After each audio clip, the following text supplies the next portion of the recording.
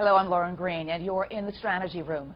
The Koch brothers are joining a growing list of political heavyweights who say they will not attend the Republican National Convention in Cleveland. Speaking to ABC News, Charles Koch expressed his frustration with the GOP race, going on so far to say that it's possible Democratic frontrunner Hillary Clinton could make a better president than the remaining Republican candidates. And joining me now with reaction are Iona College professor Jeanne Zaino and Republican strategist Robert O'Brien. Welcome to you both. Thank you. Good to be here. So Robert, what do you make of Charles Koch's comments? Well, it's interesting because we've heard for years that the Kochs and their money absolutely control politics, and they get what they want, and they manipulate the Republican Party. And I think that this campaign has shown that, while money in politics is important, it only goes so far. And certainly the Koch brothers don't control the party; they don't control the voters. And there's probably a little bit of frustration there. Although I think the concern that they have, these are businessmen, first and foremost, with important business interest, and there's concern that a Donald Trump candidacy could lose by double digits, especially given his standing among women and including Republican women. So, they may be looking after some business interest, assuming that Mr. Trump is the nominee. It's very interesting, Jeanne, because looking at the interview, it shows that he and his brother spent about $200 million or something on politics in the last couple of cycles. That's huge. What do you make of these comments?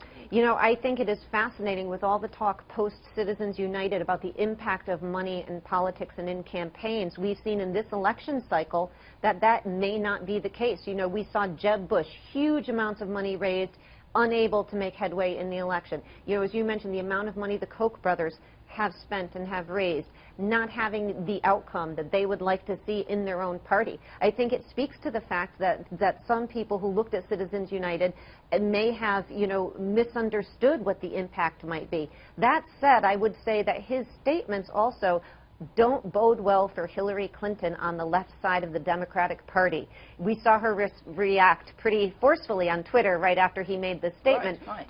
For Hillary Clinton, this plays into the narrative Bernie Sanders has been talking about all the time. She's too tied to Wall Street. She's too tied to big business. Now you've got, the person who represents that in the minds of most Americans, the Koch brothers, coming out and saying, you know what? Hey, we might be better off on Wall Street and big business with a Hillary Clinton. I'm not saying that's what Charles Koch was saying, but I think that's the impression that's going to be left, and it's one Hillary Clinton has to fight against, because I guarantee you're going to see Sanders supporters and maybe Sanders himself bringing this up on the stump as we go forward as evidence that she's too close to Wall Street. Robert, does this represent a lot of what the Republican establishment figures are feeling right now? Because, they would rather go to an establishment candidate, even though it's a Democrat, rather than stay with the Republican Party. I'm not saying that that's what he's saying, but what does it say about how they're feeling? Well, I was just thinking when Jeanne was saying that, maybe Hillary can go give a speech to the Koch brothers companies and earn a little money, take a break from the campaign, earn a little money, and then she wouldn't have to release the text of the speech. What a bank shot for Bernie Sanders. That maybe the Kochs are smarter on this than anyone would think. Look, I think that the Kochs are going to be very involved in, I'm sure, in Senate races and in House races and gubernatorial elections come November.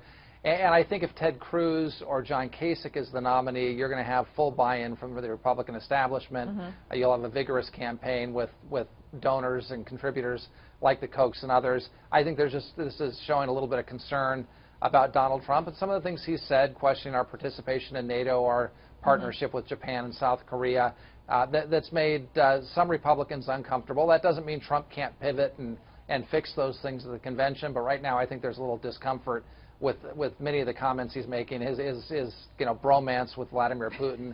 Those sorts of things, I think, make the Koch brothers and other establishment Republicans nervous. All right, but Jeanne, as it stands now, the Koch brothers, Jeb Bush, John McCain, all say they won't attend the convention. Is this going to affect the way the convention plays out?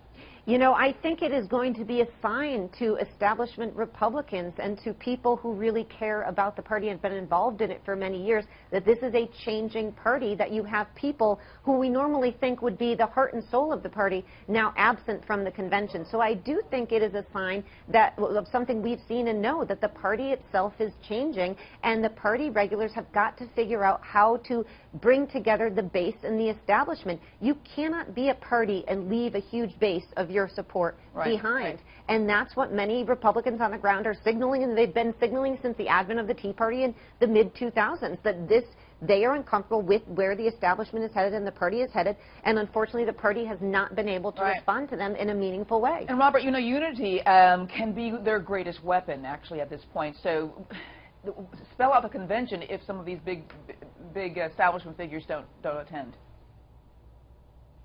Well, look, I think the convention, you know, you can put too much. Jeb Bush, I don't think, is going to keep a huge contingent away from the convention. There wasn't a huge groundswell of support. I think you're going to have the rank and file Republicans are going to be at the convention in Cleveland. I think Ted Cruz has a real shot, if they can get past the first ballot, to win this on a second ballot. And if that takes place, you'll see a unification of the establishment, the conservative wing, and this newer populist wing of the party. So I think the party will get together. Hillary Clinton will motivate the party to come together at Cleveland and beyond. So I think it'll all work out. But I think there is some real discomfort because of some of the things that Donald Trump has said during the campaign. And even if he's the nominee, I'm sure he'll pivot back and try and take some of those, put a new gloss on some of those statements about NATO and Putin and others. Try to make nice. All right, thank you so much, Robert and Jeanne. Thank you. Thank you. And for complete coverage of the 2016 presidential election, go to foxnews.com. I'm Lauren Green, and thanks for watching.